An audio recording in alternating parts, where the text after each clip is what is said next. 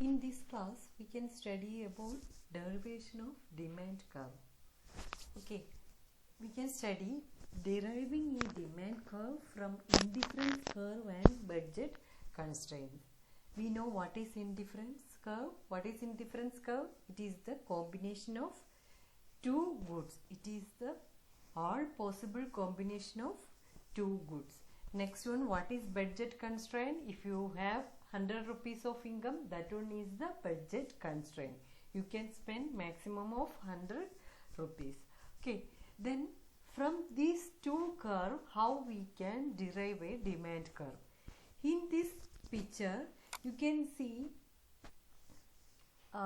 in first diagram, you can see mangoes. In x-axis in x-axis banana and y-axis mangoes. Two goods are there.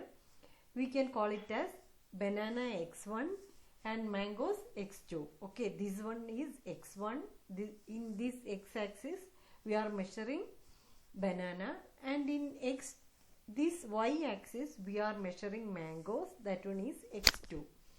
Okay, consumer income is M. Okay, in this diagram you can see when whose income is M, that time market price is x1. If the market price is x1, this is the budget constraint. That time consumer have two preference, mangoes and bananas. Okay, that time consumer is, we know the optimum point. Here is the optimum point. How we will find the optimum point?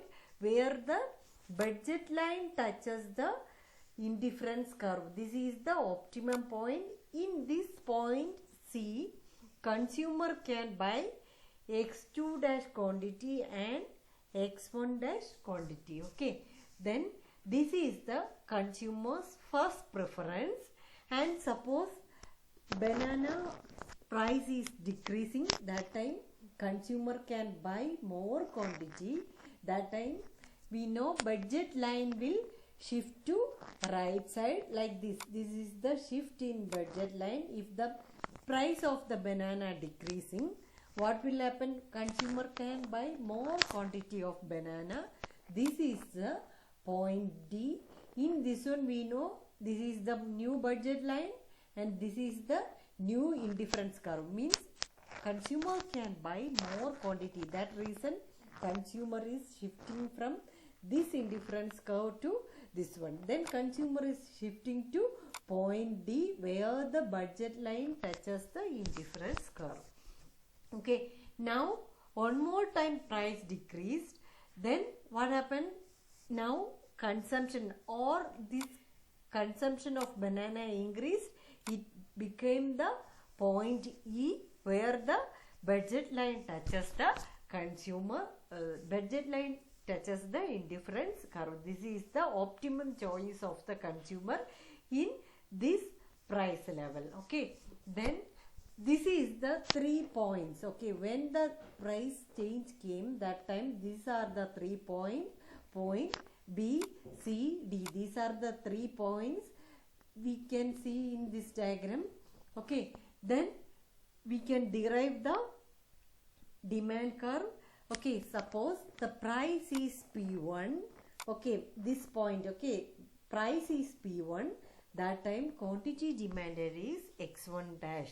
Okay, when the price is P dash 1, that time quantity demanded is X dash 1. Means these 3 points. Okay, this C, this D and this E. When the price is P dash 1, that time, and the third one is X dash 1. Okay, these are the 3 points. Means suppose price here it is 2 rupees, here it is 4 rupees and here it is 6 rupees.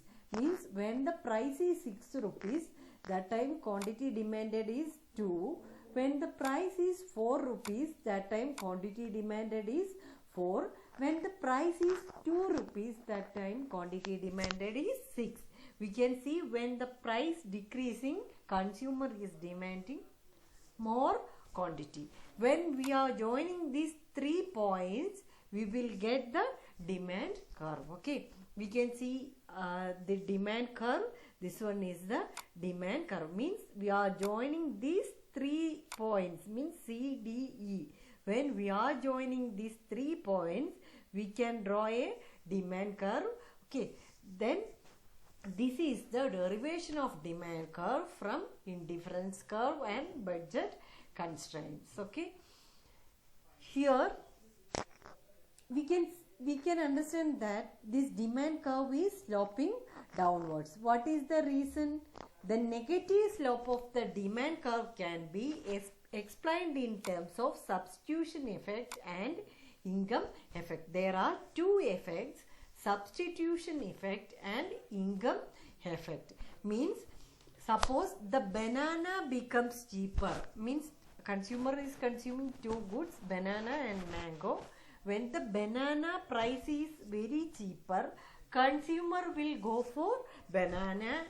That reason consumer, this demand curve is sloping downwards, means banana price decrease, that time consumer is buying more quantity. Because of this one, the demand curve have downward sloping or negative sloping.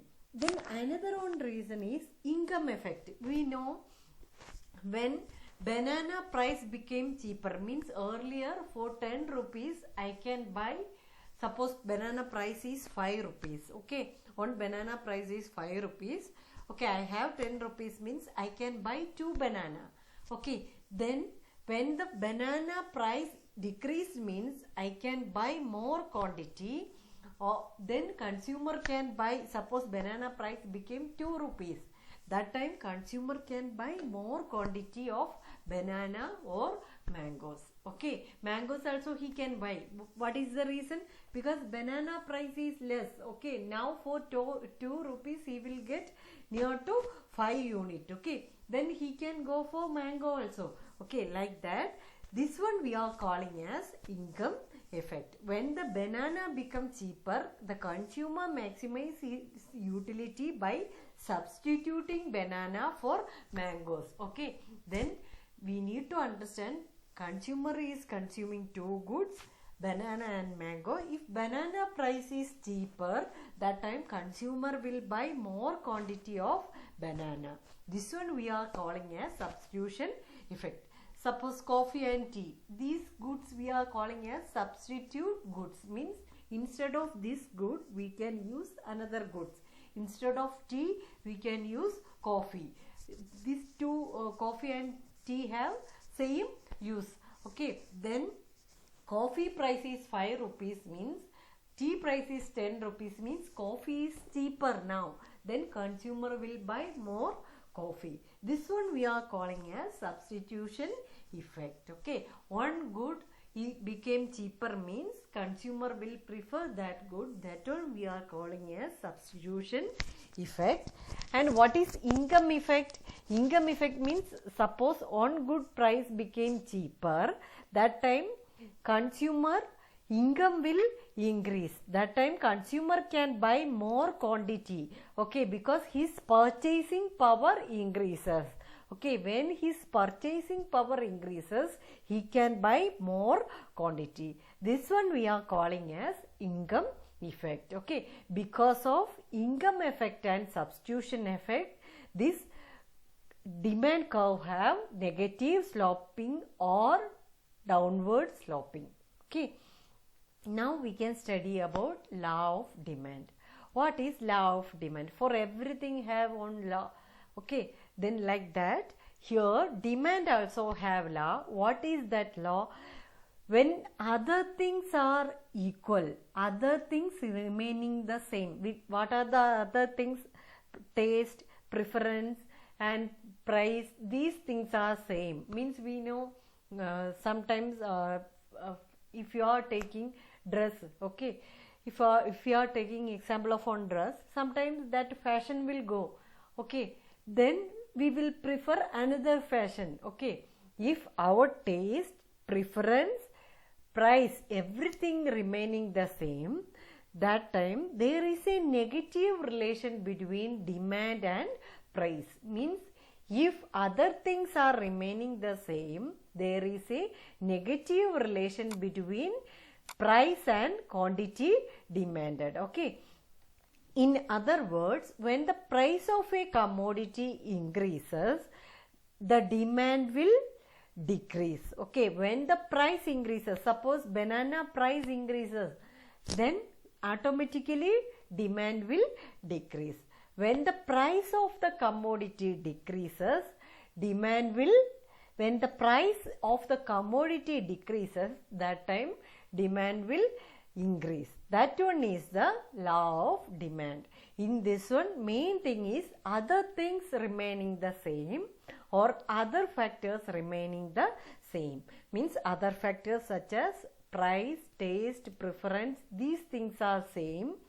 Means when the price increases, demand will decreases. Suppose we are going to shop, we need to buy apple price is more, then what we will do, we will buy less quantity. That is the common, means in real life what we are doing, that one only we are doing. Okay, if we are going for shop, then in that shop one good, we need to buy one good, that price is high, that time what we will do, then we will not buy that product. What we will do, we will, otherwise we will buy this more, what we will do, we will not buy this product. Okay, when the price is less, that time what we will do, we will buy more quantity. That reason only offer time people will buy more quantity, because price is less.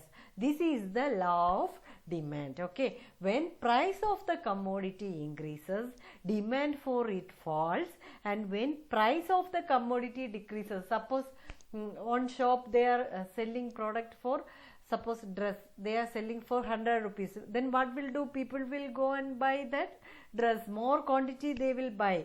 Okay, when price of the commodity decreases, demand for that good will increase. Okay, but one condition is there, when other factors remaining the same. Means other factors such as taste, preference, these things should be same. This one we are calling as law of demand. Okay, law of demand state that when other things remaining same, there is a negative relation between price and demand. The negative or opposite relationship between price and demand. When price increases, demand will decrease. When price decreases, demand will increase.